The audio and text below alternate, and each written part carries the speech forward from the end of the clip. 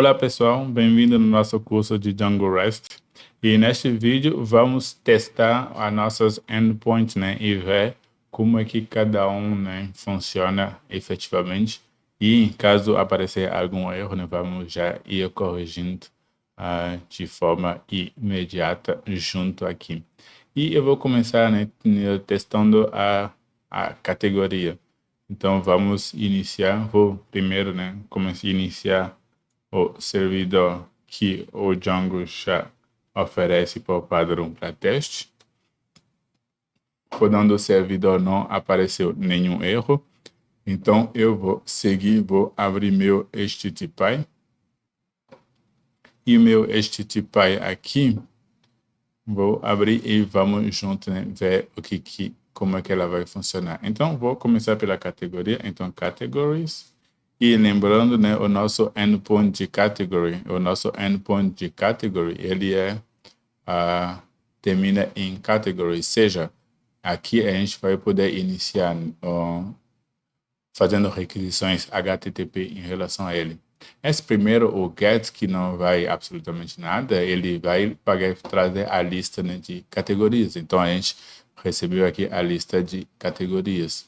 Então, a gente pode também, né, por exemplo, pegar uma categoria específica, então passando o ID no endpoint, ainda fazendo o get, né, usando o método get, a gente consegue trazer uma categoria de forma específica.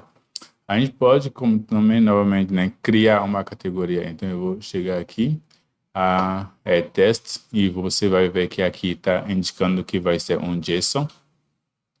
Então, vamos tentar criar uma nova categoria, name.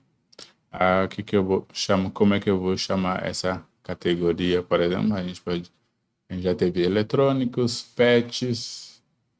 Vamos botar aqui qualquer coisa, seja categoria 1. Feito, então vamos fazer o post.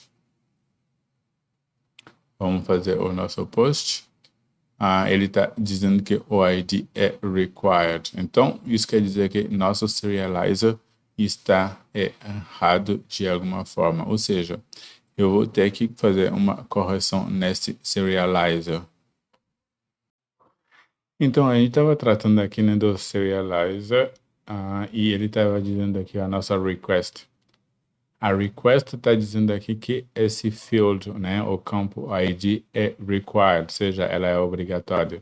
Só que na hora de criar, a gente sabe que quem manda a request, né, para fazer quando a gente faz um post, o ID é gerado de forma automática no banco de dados. Então, a gente vai ter que corrigir esse serializer para que ele não possa mais exigir a necessidade do ID. Então, vamos no nosso serializer.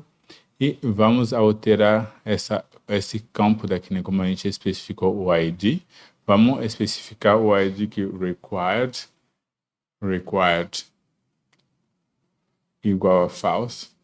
Porque o padrão, né? Por default, o o required é true, sempre.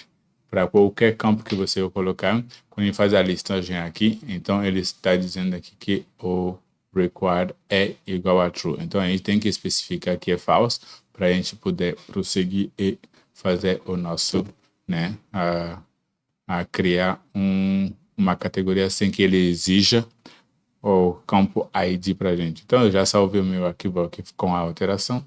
Ele reinicializou o servidor, né? Faz o reload do servidor sem problema nenhum. Então, vamos voltar ao nosso teste e vamos tentar criar novamente a categoria 1. Então, vou fazer o meu post.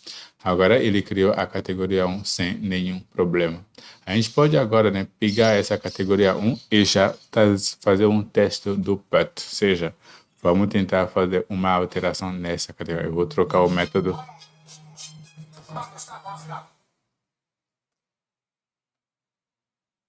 Eu vou fazer uma alteração aqui dentro do meu método HTTP, né? Que vai passar de post para put. E nesse put que a gente vai fazer, vamos exigir, né, que esse put, vamos ter que alterar, eu vou alterar ele, por exemplo, aqui para, ao invés de categoria 1, eu vou alterar para LAN house. Celulares, vamos lá, botar celulares. Beleza, então vamos tentar salvar, né,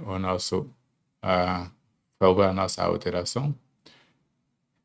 E ele está dizendo que o método put não é permitido. Como é que o método put não é permitido? Então vamos verificar por que ele está dizendo isso. Nesse caso, a gente recebeu uma mensagem de que o método put não é permitido.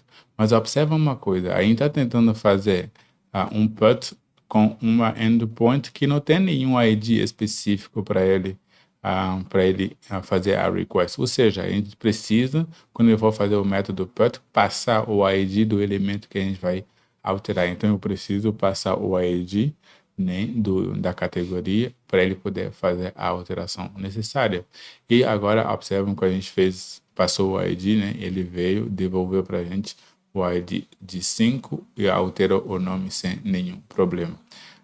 Agora, se eu quero voltar, né, fazer a listagem de todas as categorias que existem, é só voltar aqui no get, eu faço o meu get e observam que todos aí as categorias que a gente criou previamente já existem e também a nossa categoria, né, que a gente alterou apareceu aqui exatamente do jeito certo. Então, esse é basicamente os métodos, né, fundamentais de HTTP que a gente pode, né, exercer aqui e fazer a request e ver as respostas. Um último método é o delete que a gente vai aplicar. O último item que a gente criou, vamos tentar deletar ele, ou seja, vamos ter que passar o ID dentro da nossa endpoint. Então, vou escolher aqui o método delete, vou enviar e ele me retornou, né, 204 no content, ou seja, então, em princípio, ele deletou de forma correta.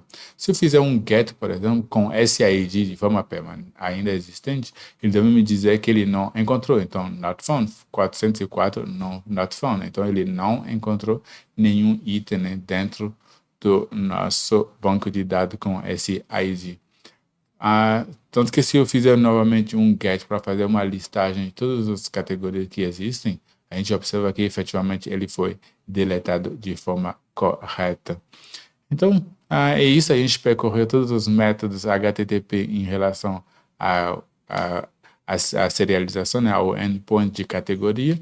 E nos próximos vídeos nós vamos fazer o mesmo, testando cada método HTTP em relação ao restante das views que a gente criou. Então, se estão gostando do conteúdo, se inscrevam no canal e muito obrigado por ter ficado até aqui.